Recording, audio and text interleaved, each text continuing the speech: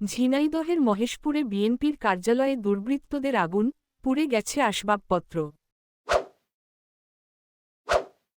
ঝিনাইদহের মহেশপুরে দুর্বৃত্তদের দেওয়া আগুনে পুড়ে গেছে বিএনপির কার্যালয়ে।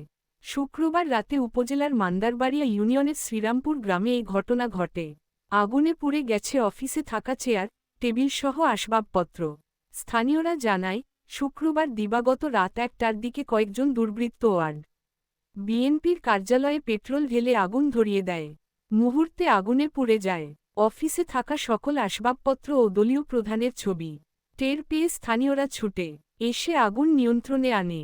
গত বুধবার ফেসবুকে তারেক রহমানকে নিয়ে পোস্ট দেওয়াকে কেন্দ্র করে স্থানীয় যুবক মহিরুদ্দিনের সাথে বিএনপি সদস্য হামিদুল ইসলামের বাকবিতণ্ডা হয়।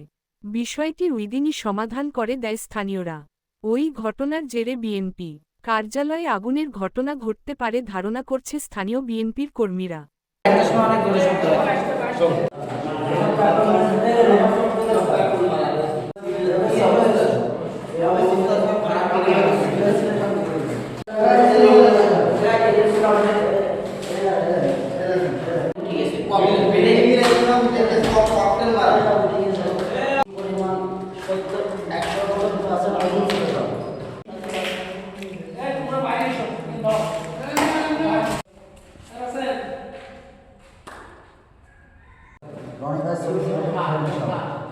তারেক রহমানের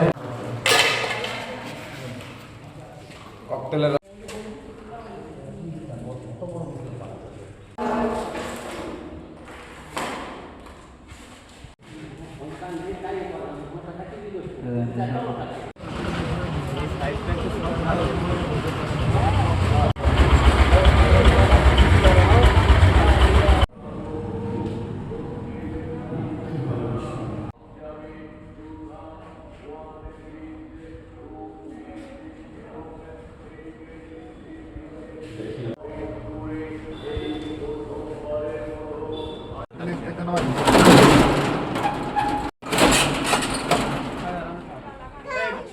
পরিচালনা অফিস এবং আমাদের দীর্ঘদিন বিএনপি এই অফিস থেকে